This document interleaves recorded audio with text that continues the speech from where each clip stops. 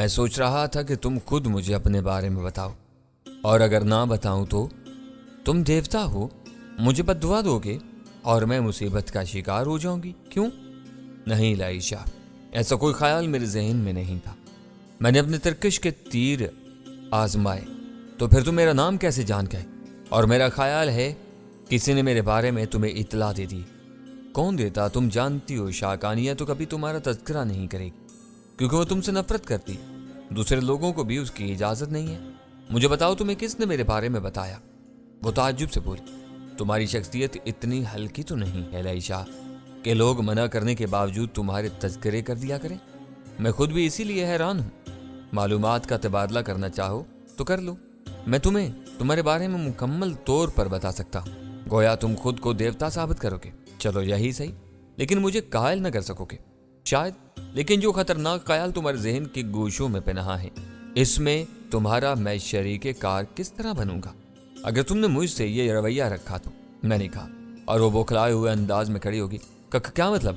میں اس گہری سازش کا تذکرہ کر رہا تھا جو تمہارے ذہن میں نے اتنا ہی کہا تھا کہ اس نے جلدی سے اپنا ہاتھ میرے منہ پر رکھ دیا۔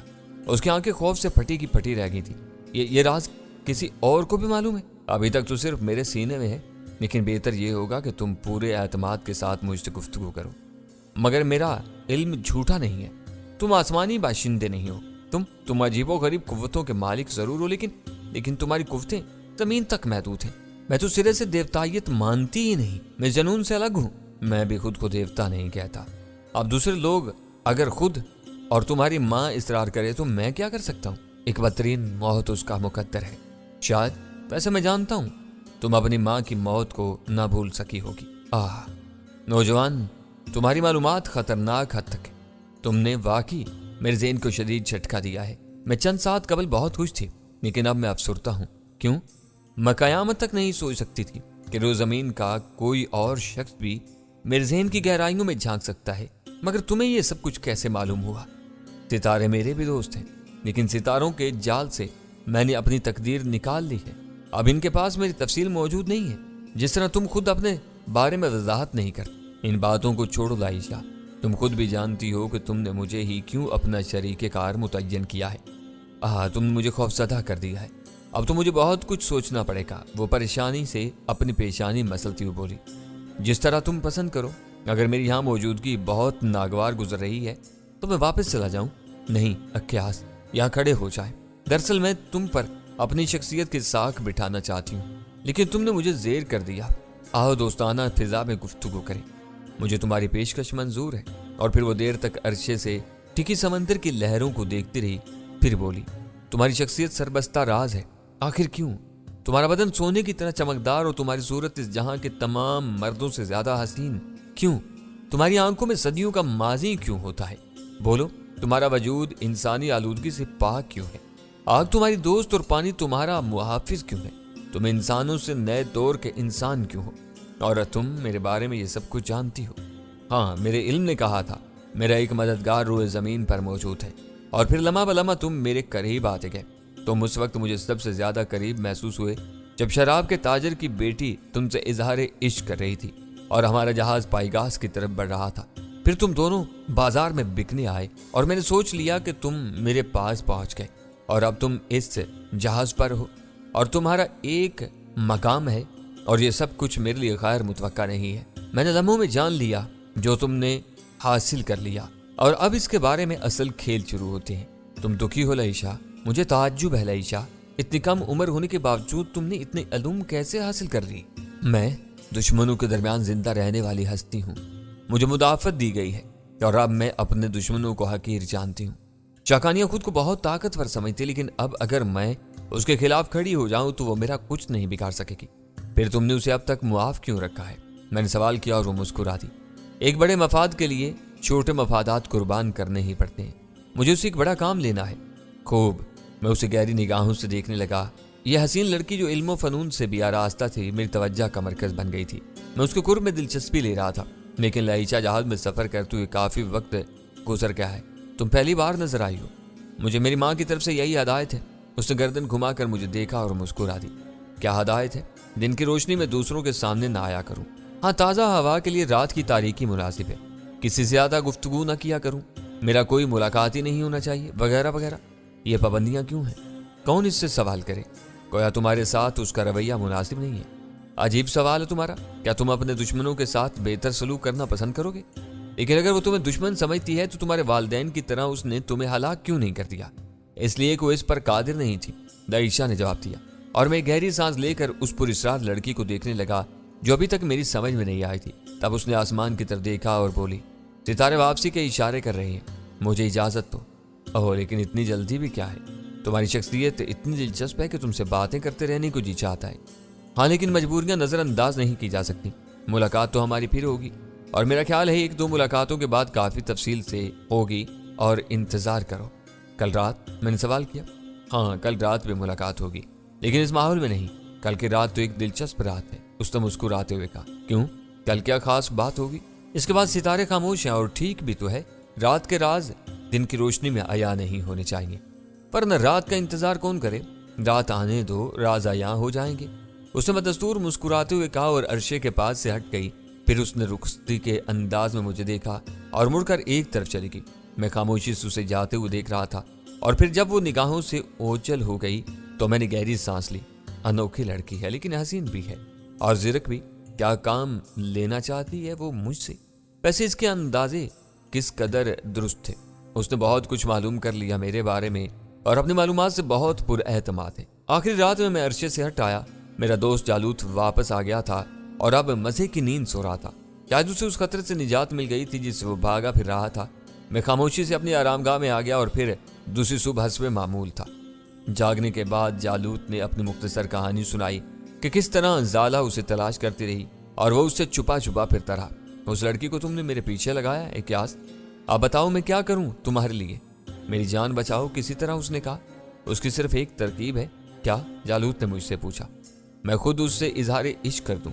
ओह, उम्दा तरकीब है, मगर खौफ से मर जाएगी बेचारी। जालूत हंस कर बोला, तुम शाकानिया का मंजूर नज़र हो, और अगर शाकानिया को पता चल जाएगा कि उसकी कोई कनीज तुम्हारी तवज्जो का मरकज है तो इत्मीनान से उसे कत्ल कराकर समंदर में फेंकवा देगी। और यह बात ज़ाला बखूबी जानती है, इसलिए वो दहशत से जर्द हो जाएगी। इस तरह फिर वो तुम्हारे पास भी नहीं आएगी। हाँ, इस बात का इम्कान तो है। तो बस ठीक है, अब उसे आने दो, बल्कि हो सके तो तुम खुद भी उसका तज़किरा कर दो। मुमकिन है मुझ तक आने की नौबत ही ना आए, मैंने कहा, और जालूत बेइख्तियार हंस पड़ा। फिर मैं नाश्ता करने चल पड़ा। शाकानिया ने हस्बे मामूल मेरा इस्तकबाल किया था। उसकी आंखों में हैरत के चिराग रोशन थे। इस वक्त उसने खुद को सजा रखा था और बिलाशुबा अपनी इस सईद धई से वो कम उम्र नजर आ लगी थी। एक बार फिर मेरी आंखों में अनोखे ख्वाब आ बसे। इक्यास, जानते हो रात भर मैं क्या देखती रही हूँ? क्या देखा शाकानिया? मैंने देखा मैं समंदर की सड़क पर नंगे पांव तोड़ रही हूँ। पानी किसी फूल की तरह मेरा वजन उठाए हुए है। फिर समंदर के लतीफ बुखारात ने मुझे अपने आगोश में ले लिया और मैं इनके साथ बुलंद होगी, इतनी बुलंद तक कि मेरा जहाज किसी नन्हे से नुक्ते की मानित रह गया और खलाओं में मुअल्लिक एक वादी में ले जाकर मुझे छोड़ दिया गया। फिर वादी में 2 पुरस्रार साए नमूदार हुए और एक नन्हे से बच्चे के रोने की आवाज़ सुनाई थी। फिर वो नन्हा सा बच्चा मेरे बाजू में आ गया और चंद ही लम्हात गुजरे थे कि वो एक कवि हैकल नौजवान बनकर उठता चला गया। लोगों ने मेरे सर पर ताज फजीलत रख दिया था और वो मुझे अजमीर की मुकद्दस माँ के नाम से मुखातिब कर रहे थे। बस मैं क्या बताऊँ क्या, मैं कितनी खुश थी। मैंने कोई जवाब नहीं दिया, सिर्फ मुस्कुराता रहा। शाकानिया मुझसे कुछ कहना चाह रही थी, लेकिन इंतहाई कोशिश के बावजूद उसकी हिम्मत नहीं पड़ी और वक्त गुजर गया। पूरा दिन हस्बे मामूल था। जहाज के मल्लाह अपने काम में मसरूफ थे। दिन में सिर्फ एक बार और शाकानिया से मुलाकात हुई और फिर रात होगी। रात के खाने पर वो मेरे साथ नहीं थी। मैंने किसी से उसके बारे में सवाल नहीं किया, लेकिन फिर जब रात गहरी हो गई तो उसका बुलावा आ गया। 2 खादमाएं आई थी। इक्यास को तलब किया गया है। कहाँ है वो? मैंने पूछा। अपनी आरामगाह में, खादमाओं ने कहा और मैं उनके साथ चल पड़ा। आओ इक्यास, मैं तुम्हारी मुंतजिर थी। खाने के वक्त मुलाकात नहीं हुई। हाँ, जरा तबीयत बोझल थी। खैरियत? मैं उसके नज़दीक बैठ गया। बस अनोखे ख्यालों में डूबी रही हूँ। इससे कबल ये कैफियत मैंने कभी ना महसूस की थी, और सच तो ये है कि इससे कबल मेरी पसंद का कोई जवान मेरी जिंदगी में भी नहीं आया था। ओह, ये बात है। हाँ, आज मेरे दिल में ये औरत जाग उठी है। गुजरे हुए वाक़यात मुझे न जाने कौन सी कहानियां सुना रहे हैं। कैसी कहानियां? मैंने सवाल किया। दफतन बाहर से बेपनाह शोर सुनाई दिया और जहाज को कई छोटे छोटे झटके लगे। शाकानिया ने मखमूर आंखें खोल दी। ये क्या हुआ? उसने तहय्युराना अंदाज में पूछा। मैं नहीं जानता। ओह, ये शाऊर। मेरा ख्याल है जहाज के मलाह चीख रहे हैं। पर वो चीख क्यों रहे हैं? वो करत लहजम बोली। फिर दांत पीसती हुई उठ खड़ी हुई। इसकी कैफियत भूखी शेरनी की सी थी और इस कैफियत में वो बाहर निकल आई। क्या हो गया? क्यों मर रहे हो सब लोग? क्यों हल्क फाड़ रहे हो? शाकानिया आगे बढ़ी और कुछ दौड़ते हुए मल्लाह नजर आए। उसके पीछे पीछे मैं भी बाहर निकल आया। बहरी कजाक, बहरी कजाक, मल्लाहों की आवाजें उभरी और मैंने एक तहय्युर कुन मंजर देखा। चीखने वाले मल्लाहों के सीने में तीर पवस थे। एक मल्लाह ने हमें पैगाम दिया और नीचे गिर पड़ा। शाकानिया एक लम्हे के लिए साकत रह गई। जज्बाती एहसास से तहलील हो गया। उसके हल्क से खूनखार आवाज बुलंद हुई। दूसरे लम्हे वो अंदर चली गई। बाहर की आवाजें तेज होती जा रही थी। मैं बेख्तियार हंस पड़ा। बड़ी मुश्किल से तो उस बेचारी को ये लम्हात नसीब हुए थे, लेकिन अजमीर उसकी किस्मत ही में नहीं था। मैं जहाज के हालात जानने के लिए जहाज के बैरूनी हिस्से में आ गया। जो झटके जहाज को लगे थे वो बहरी कजाकों की किश्तियों के थे। मैंने गहरा सांस लिया। मल्लाहों की तादाद इतनी नहीं थी कि कजाकों से निमट सकते। इसका मतलब यह है कि शाकानिया का मिशन अधूरा रह गया और शायद उसकी मौत भी नजदीक आ गई। कजाकों की यलगार रोके न रुक रही थी। वो खौफनाक अंदाज में चिंगारते हुए ऊपर आ रहे थे और बेदुरेग मुलाजमों को कत्ल कर रहे थे। गुलाम हत्तुल मकदूर कोशिश कर रहे थे कि इनके यलगार रोक सकें, लेकिन ये उनके बस की बात नहीं थी। तब मैंने शाकानिया की दहाड़ सुनी। वो अपने उसी लिबास में थी जिसमें मैंने उसे पहली बार देखा था। उसके हाथों में एक चौड़ी तलवार थी। एक तरह से जालूत भी मेरी तरफ बढ़ाया था। जालूत, हमें इन बहरी कजाकों की सफाई करनी ही होगी। मैंने गहरी संजीदगी से उससे कहा और उसने गर्दन झुका दी। फिर वो मेरे सामने आने वाले कजाकों से उलझ गया। मैं भी तलवार लेकर दूसरी जानिब चल पड़ा था कि कब से एक सरगोशी सुनाई थी। इकयास, मैंने पलट कर देखा और लाइशा का मुस्कुराता हुआ चेहरा नजर आया। वो मुझे बुला रही थी। और लाइशा, इस वक्त तुम्हारा जहाज के खुले हिस्सों में आना मुनासिब नहीं है, मैंने कहा, और जो मुनासिब है वो मैं तुम्हें बताने आई हूँ। लाइशा बोली। क्या? मैंने सवाल किया। तुम क्यों इन लोगों के खून से अपने हाथ रंग रहे हो? क्या मतलब? क्या जहाज के मल्लाहों को कत्ल होने दिया जाए? यह तकदीर का फैसला है, लाइशा ने मजबूत लहजे में कहा। और क्या तुमने इस सिलसिले में सितारों से राब्ता कायम किया? नहीं, तुम भूल गए। मैंने तुमसे कल भी एक जुमला कहा था, याद है तुम्हें? जब तुमने पूछा था कि क्या कल रात मुलाकात होगी, लेकिन मैंने कहा था हाँ होगी, लेकिन इस माहौल में नहीं। कल की रात एक दिलचस्प रात है। और मैं चौंक कर लाइशा की शक्ल देखने लगा। बिलाशुबा उसने ये जुमले कहे थे और यकीनन सितारा शनास लड़की पहले से इन हालात से वाकिफ थी। और मैं रुक गया। तो क्या तुम्हारा ख्याल है शाकानिया कत्ल हो जाएगी? नहीं, शाकानिया कत्ल नहीं होगी, उसे गिरफ्तार कर लिया जाएगा, लाइशा ने कहा। जहाज के दूसरे मल्लाह बेशतर मार दिए जाएंगे और बेशतर गिरफ्तार हो जाएंगे। जहाज को आग लगा दी जाएगी, लाइशा ने कहा और अपनी मुट्ठी में दबे हुए 500 को खनखनाने लगी। उसके होंठों पर एक पुरस्कार मुस्कुराहट फैली हुई थी। मैं रुक गया और मैंने जालूद को आवाज दी। जालूद जो अपने सामने वाले 2 आदमियों का सफाया करने के बाद आगे बढ़ रहा था, पलटकर मेरे करीब पहुंच गया और फिर उसने मुतय्यराना निगाहों से लाइशा को देखा और मेरी तरफ देखने लगा। बहरी कजाकों की तादाद बहुत ज्यादा है, गुलाम उनका मुकाबला नहीं कर सकेंगे। चुनाचे तुम खुद को खतरे में न डालो, लेकिन मैं अपना फर्ज अदा करने से बाज न रहूंगा। जालूद ने कहा, तुम्हारी वजह से मुझे भी जंग में हिस्सा लेना पड़ेगा और मेरा वजूद बहरी कजाकों के लिए नाकाबिले बर्दाश्त हो जाएगा।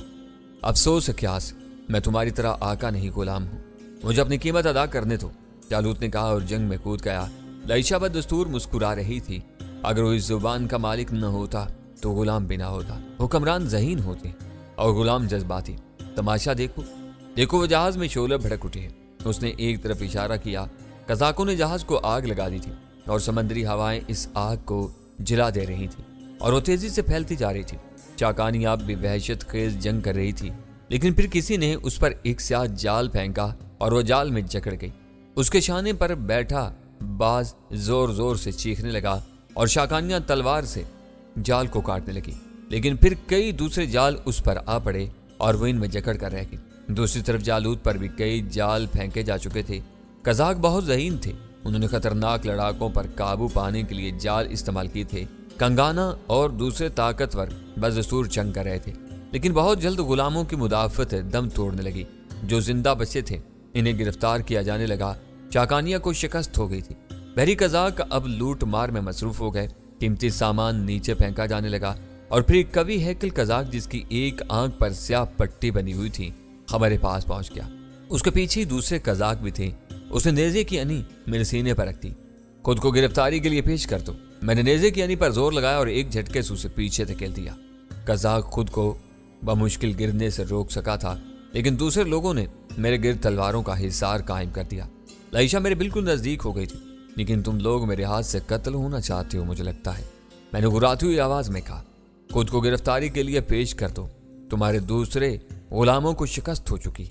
एक चश्म बोला, हम जंग में हिस्सा नहीं ले रहे, लेकिन मेरी गिरफ्तारी के लिए तुम्हें मुझसे जंग करना होगी। और एक आंख वाला नेजा लेकर मेरी तरफ का। मैं दोबारा नेजे पर हाथ डाल दिया और दूसरे लम्हे नेजा एक झटके से मेरे हाथ में आ गया। मैंने उसे पीछे धकेल दिया था, तब मैंने नेजा दरमियान से 2 टुकड़े कर दिया और बोला, मैं पहले भी कह चुका हूं कि हम जंग नहीं कर रहे, इसलिए गिरफ्तार होने को भी तैयार नहीं है। लेकिन अगर तुमने ऐसी कोई कोशिश की तो फिर नए सिरे से जंग होगी। बस चंद साथ के बाद यह जहाज तबाह हो जाएगा। हम लोग तुम्हारे साथ चलने के लिए तैयार हैं, लाइशा ने कहा। और यकचशम ने अपने आदमी से कहा, इन्हें किश्तियों पर ले जाओ, चलो। वो बोले और मैंने लाइशा को संभाल लिया। हम दोनों रस्सी की सीढ़ी से एक किश्ती पर उतर गए। खासी कुशादा और जदीद किश्तियां थीं। दूसरे बहुत से कैदियों को इसी किश्ती पर उतारा गया। हम खामोश एक जगह खड़े हुए थे। जहाज में अब बुरी तरह आग लग चुकी थी। कजाक तेजी से नीचे कूद रहे थे। फिर किश्तियां जहाज से दूर ले जाई जाने लगी। आसमान पर चांद चमक रहा था और चांदनी वहशतों को बहुत खौफनाक अंदाज में पेश कर रही थी। गिरफ्तार शुदा गुलाम खामोश थे। न जाने जालूत शाहकानिया वगैरह का क्या हाल था। वो लोग किश्तियों को तेज रफ्तारी से इस इलाके से और जहाज से दूर ले आए। तब मैंने लाइशा की तरफ देखा। वो मुतमईन थी और उसके चेहरे से किसी किस्म का इजहार नहीं हो रहा था। तुम बहुत पुरसुकून हो लाइशा, मैंने कहा, और उसने मुट्ठी में पकड़े हुए पांसे फेंक दिए। फिर झुक कर इन्हें देखने लगी। फिर उसने मुस्कुराते हुए पांसे समेट लिया और फिर मेरी तरफ देखने लगी। कोई बात भी तो हैरान कुन नहीं है। खूब, मैंने दिलचस्पी से उसे देखा। क्या कहता है अब तुम्हारा इल्म? हमारा सफर एक खतरनाक माहौल की तरफ है और हमें एक तवील अरसा गुजारना पड़ेगा वहां कहीं। वहीं से इब्तदा होगी। वहीं से इब्तदा होगी? किस बात की? इसका जवाब माहौल की धुन में पोशीदा है। उसने अपने मखसूस अंदाज में जवाब दिया। बड़ी मुत्तजाद शख्सियत है तुम्हारी लाइशा। क्यों? इस कदर खूबसूरत होने के साथ साथ इस कदर पुरस्कार नहीं होना चाहिए। क्या होना चाहिए क्या नहीं होना चाहिए इसका फैसला तकदीर करती है। मैं वो बनना चाहती थी जो नहीं हूं, और कुछ बनने के लिए मुजाहिदा जरूरी है। इंसान के वजूद में 2 हिस्से हैं। इसका एक रुख सती होता है और दूसरा इसकी जात की गहराइयों में छुपा होता है। अपनी जात की गहराइयां खुद इसे नहीं मालूम होती, लेकिन अगर उसकी निगाह इन गहराइयों तक पहुंच जाए तो सती जिनकी बेमानी होती है वो अपनी जात का सुराग पाने में कोशा हो जाता है। तो तुम अपनी जात का सुराग लगा रही हो। लगा चुकी हूं। मैं उस मंजिल से गुजर चुकी हूं जो जज्बाती तूफान की सरजमीन होती है। अब मैं सुकून की वादियों में हूं। इतनी सी उम्र में, मैंने कहा, बात तलाश की इब्तदा की है। जिस उम्र में भी तलाश का तजस्सुस हो जाए। मैंने अपनी जात का इरफान पा लिया, लेकिन इसके हसूल के लिए मुझे काफशे करना थी, और अब मैं काफशियों की उम्र से गुजर रही हूँ। ये 5 मेरे मुआवन भी हैं और इसमें पहला नंबर तुम्हें हासिल है। चुनाचे तुम तक पहुंचने के लिए मुझे जिन रास्तों से गुजरना था मैं उनकी तलाश में थी, और बिलाखिर ये रास्ते मुझे मिल गए हैं। मैं सही जगह पहुंची और मैंने तुम्हें पा लिया। खूब, लेकिन लाइशा, पा लेने का तसव्वुर तुम्हारे ज़हन में कैसे आ बसा? क्या मतलब? मैं नहीं समझी। किसी की जात से करीब हो जाने का मकसद ये तो नहीं है कि तुमने उस जात को अपनी ख्वाहिशात का कैदी बना लिया। हाँ, तुम्हारा ख्याल दुरुस्त है, लेकिन मैं सितारों की चाल से भी मुतमईन हूँ। वो किस तरह? सितारे कहते हैं कि तुम मेरी मदद पर आमादा हो जाओगे, इसलिए मुझे क्या काविशें करना होगी ये मैंने आने वाले वक्त पर रख छोड़ा है। क्यों तुम्हारा इल्म तुम्हारी इन काविशों की जानिब रहनुमाई नहीं करता? मैंने सवाल किया। करता है, और मैं इस सिलसिले में बहुत जल्द इब्तिदा करने वाली हूँ, लाइशा ने कहा। गोया तुम मेरी जात पर मुकम्मल कुदरत रखती हो। नहीं, ये बातें नहीं। फिर? बस मैं अपने हालात से मुतमईन हूँ। मैं ये जानती हूँ कि किसी न किसी तरह भिलाकर मैं तुम्हें अपनी मदद के लिए आमादा जरूर कर दूंगी। उसने मुस्कुराते हुए कहा, और फिर इन 2 बहरी कजाकों की जानिब देखने लगी जो हमारी तरफ आ रहे थे। ये दोनों नौजवान थे और खासी अच्छी शक्ल सूरत के मालिक। इनके अंदाज से बड़ी शान चमकती थी और इनके लिबास पर खून के बड़े बड़े धब्बे थे। दोनों हमारे सामने आकर रुके। तुम दोनों हो जिन्होंने खुद को गिरफ्तारी के लिए पेश नहीं किया, इनमें से एक ने कहा, और मैं मुस्कुराकर उसकी सूरत देखने का। हाँ, हम वही हैं, लेकिन क्या तुम्हारे अंदर दूसरे लोगों से कोई मुख्तलिफ चीज है? तुम अपने आप में इस इनफरादी तो क्यों पाते हो? इसका जवाब आने वाला वक्त देगा। वो वक्त आ चुका है। मैं हुक्म देता हूं कि खुद को गिरफ्तारी के लिए पेश कर दो। हम तुम्हारी कैद में हैं और जाहिर है इन किश्तियों से फरार मुमकिन नहीं है। फिर तुम ये क्यों चाहते हो कि मामूली सी रस्सियां हमारे बदन के गिर्द लपेटती जाएं? इसलिए कि यह हमारा असूल है। और तुम इस खूबसूरत लड़की से किस मजे के साथ गुफ्तगू कर रहे हो? क्या तुम्हें इस बात का इल्म नहीं है कि लूटी हुई अशिया पर हमारा हक होता है? तुम सती बातें कर रहे हो। अगर तुम मेरे जिस्म के गिर्द रस्सियां ही लपेटना चाहते हो तो जरूर ऐसा करो, मुझे इनकार नहीं है, लेकिन इसका नतीजा तुम्हारे हक में बेहतर ना होगा। वाह, अजीब दलेर आदमी हो, हमारी कैद में आकर हमें धमकियां दे रहे हो, लेकिन हम तुम्हें जरूर रस्सियां पहनाएंगे। प्रोफेसर, तुम जानते हो कि मेरे लिए यह अनोखी बात नहीं थी, ना मैं आज तक किसी का असीर हुआ था और ना ही मुझे कर सकता था, लेकिन मैंने ये खेल खेलने का इरादा कर लिया। चलो ठीक है, तो मुझे रस्सियां बांध दो, लेकिन इसके बाद मेरा क्या करोगे? हमारा सरदार बोकाम तुम्हें एक बड़ी मंडी में बेच देगा और बहुत बड़ी रकम हासिल करेगा। बोकाम कौन है? मैंने पूछा। बोकाम हमारा सरदार है, उसने जवाब दिया।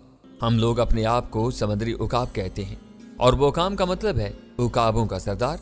तुम्हारा मतलब उसी कवि हैकल का जागते है जिसकी एक आंख पर स्याह पट्टी बनी हुई है? मैंने पूछा।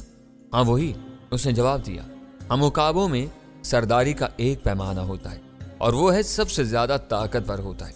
जो सबसे ज्यादा ताकतवर होगा वही हमारा सरदार होगा, और बोकाम हम सब में से ज्यादा ताकतवर है। हमारे पूरे ग्रोह में कोई शख्स कुश्ती, शमशीर जनी, नेज़ेबाजी में उसका मुकाबला नहीं कर सकता। वो हकीकी मानों में नाकाबिले तस्खीर है, नाकाबिले तस्खीर। मैं दिल ही दिल में मुस्कुरा दिया।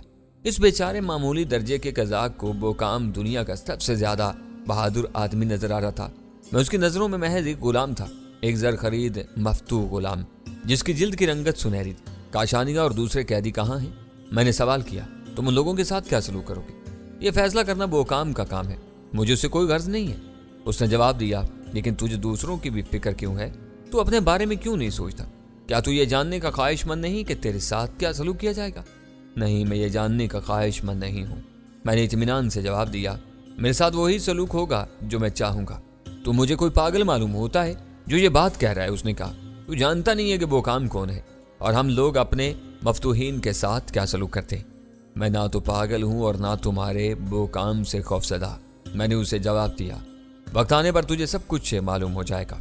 ओह, उसने तंजिया अंदाज में कहा। बड़ा मगरूर मालूम होता है तू। खैर, खाना खा ले।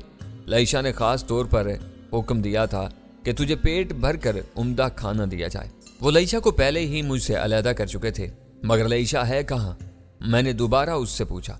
वो इस वक्त बोकाम के पास है, उसने जवाब दिया। और मैं सोचने लगा कि लईशा बोकाम के पास किस तरह पहुंच गई।